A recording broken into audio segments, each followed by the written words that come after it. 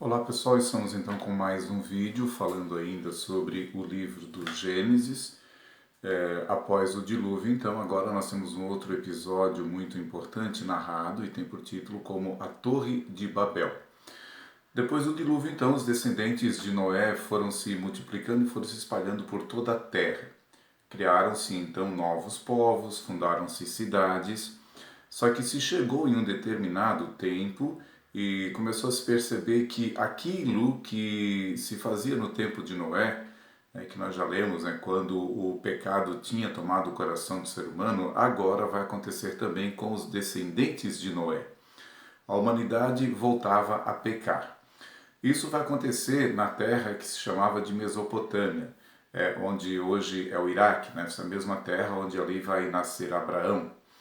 Bom, assim como no Egito existiam já as pirâmides, que eram edifícios que serviam para sepultar os faraós, que tinham lá os seus sarcófagos, que eram feitas adorações, na Mesopotâmia, naquela terra também existiam construções nesse estilo, como torres ou edifícios, só que ali elas tinham uma outra função, que era a de adorar aos deuses. Então eram construções que tinham um propósito sagrado. Eram erguidos ali os edifícios ou as torres, e no alto era feito um altar para ali então oferecer sacrifícios aos deuses. Então entende-se que os descendentes de Noé, vendo a forma de agir desses povos, acabaram também caindo na tentação de erguer também esses edifícios para adorar os deuses. Inclusive havia já entre eles, entre os povos, os grupos, havia uma certa competição para ver qual povo erguia o edifício mais pomposo, o mais imponente, o mais alto para os deuses. Como a intenção do coração do ser humano passou a ser não mais adoração, mas sim a soberba, o orgulho e a competição, essas construções então passaram a se tornar, vamos dizer assim, um pecado, uma ofensa até a Deus, um insulto a Deus. Essas torres, como a de Babel, ela se tornou o quê? Uma tentativa de chegar até Deus, ou de ser como Deus. Então volta aqui a mesma tentação da serpente, lá no paraíso, quando tentando Eva e Adão, ela diz: vós sereis como deuses. Então esse vai ser o pecado dos descendentes de Noé na construção da Torre de Babel. Bom, o nome Babel, na língua dos povos da época, significa porta de Deus ou porta para Deus. Portanto, essa construção começada por esse povo seria, no entender deles, uma porta para chegar a Deus. Então nós vamos ler lá no Gênesis capítulo 11, versículo 1, que vai dizer assim: toda a terra tinha uma só língua e servia-se das mesmas palavras. Então se compreende aqui que até aqui os descendentes de Noé, eles tinham essa unidade, ou seja, falavam a mesma língua, tinham o mesmo entendimento, o mesmo pensamento, a mesma forma de agir, o mesmo espírito religioso. Em Gênesis 11, 2, versículo 2 e 3 vai dizer assim: alguns homens, partindo para o Oriente, encontraram na terra de Senar uma planície onde se estabeleceram, e disseram uns aos outros: vamos, façamos tijolos e cozamo-los no fogo. Serviram-se de tijolos em vez de pedras e de betume em lugar de argamassa. Então aqui até a descoberta de uma novidade pelo povo da época, que é o tijolo, que vai servir então de base para a construção, para construir a torre ou o edifício. Então agora já não são mais tendas, já não são mais construções com pedras, mas são com tijolos. Eles aprendem ali, descobrem que podem mexer e fazer uso da argila. Mas é justamente no versículo 4 que começa o problema, quando eles dizem assim: depois disseram, vamos, façamos para nós uma cidade e uma torre cujo cimo, o alto dela, atinja os céus. Tornemos assim célebre o nosso nome, para que não sejamos dispersos pela face de toda a terra. Bom, aí entra então o pecado da vaidade. A frase que eles vão dizer: tornemos assim célebre o nosso nome, né? Para que não sejamos dispersos, né? Então nós vamos recorrer aqui agora à própria Bíblia, né? Para entendermos melhor qual foi a causa da desgraça de Babel, né? Por que essa construção irritou profundamente a Deus? Então nós podemos ler lá em Jeremias, capítulo 51, versículo 53. Jeremias 51, versículo 53, que vai dizer assim: ainda que Babilônia atingisse os céus e sua alta fortaleza se tornasse inacessível, os devastadores, sob minhas ordens, não deixarão de alcançá-las. Oráculo do Senhor.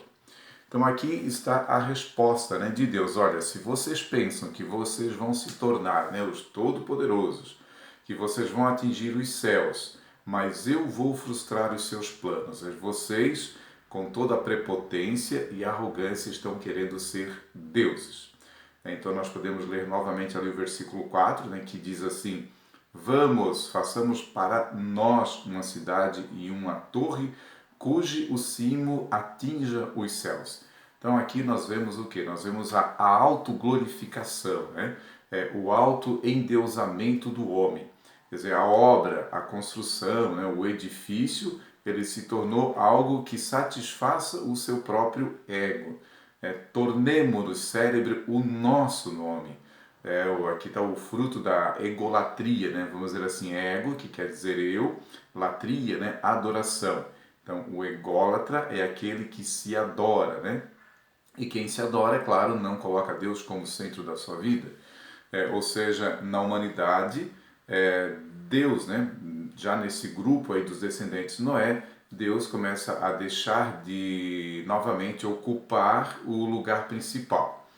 Bom, a resposta de Deus está lá em Gênesis capítulo 11, versículo 5, que vai dizer assim: mas o Senhor desceu para ver a cidade e a torre que construíram os filhos dos homens. Deus desceu, né? Ou não podemos levar aqui ao pé da letra, ou a gente pode dizer que Deus interessou-se, né? Deus preocupou-se com o problema. Deus interveio na aventura humana, né? Deus decidiu tomar uma posição. Deus decidiu tomar uma posição, Deus agiu. Essa forma de falar dos escritores bíblicos aparece várias vezes na Bíblia, né? Deus viu, ouviu e desceu.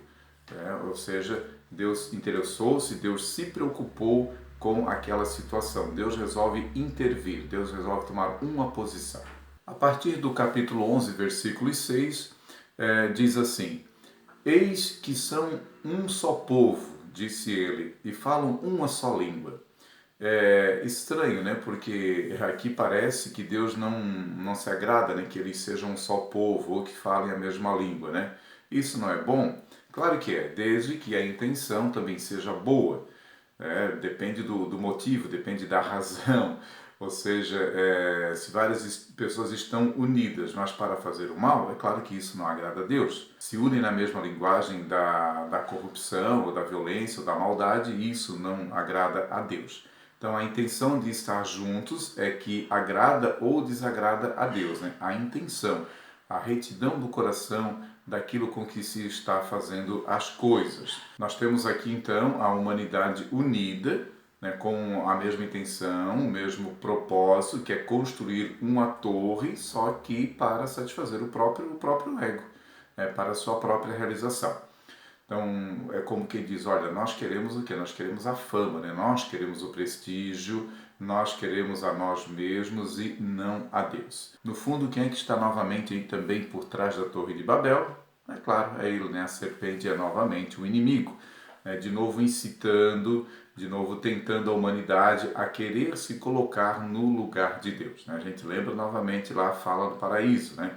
O dia que comerem, vocês serão também deuses. E isso então permanece no coração do ser humano. Então vamos fazer um monumento, né? Não para Deus, porque nós é que precisamos de fama, devemos perpetuar o que? O nosso nome. Nós é que devemos ficar famosos, né? Assim, Deus tem que agir, né? Deus vem para confundir o homem. Olha aqui também a prefiguração de Cristo, né? É uma das frases que o próprio Jesus vai dizer lá na frente, né? Eu vim justamente para confundir, né? Então Deus vem para atrapalhar o homem, Deus vem para dificultar o homem, né? Daí a gente pode até dizer, poxa, mas que Deus é esse, né? Nós vamos então recorrer à Bíblia, né, para entender o porquê dessa atitude de Deus. Lá no Salmo 145, no versículo 9, Salmo 145, versículo 9, vai dizer: O Senhor protege os peregrinos, ampara o órfão e a viúva, mas entrava os desígnios dos pecadores. Portanto, conforme o Salmo, Deus, quando nos ama, o próprio Deus, às vezes, ele entrava, ou seja, ele dificulta, ele atrapalha, pode fazer ou pode agir dessa maneira quando nós estamos agindo com a intenção de pecado, quando estamos caindo no pecado. Então Deus faz isso para que eles não consigam realizar os seus planos, né? Não é assim que nós fazemos também com os nossos filhos, né? Quando nós vemos que eles vão agir ou estão pensando em fazer algo, né, com má intenção, ou quando estão pensando em fazer algo errado, que a gente percebe que não é certo, o que a gente faz? A gente acaba também intervindo. Nós acabamos nos manifestando, acabamos agindo também para que aquilo não possa acontecer. Ou seja, é por amor que a gente acaba intervindo ou agindo muitas vezes na vida daqueles que a gente ama.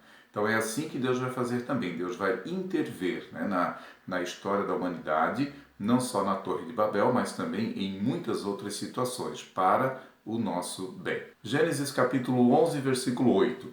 Foi dali que o Senhor os dispersou daquele lugar pela face de toda a terra, e cessaram a construção da cidade. Ou seja, o que reinava naquela construção era o quê? Era a vaidade, né? Era o orgulho. E esse é o pecado por excelência. Mas iriam levantar uma torre, né, para Deus. Mas no fundo a intenção era outra, né?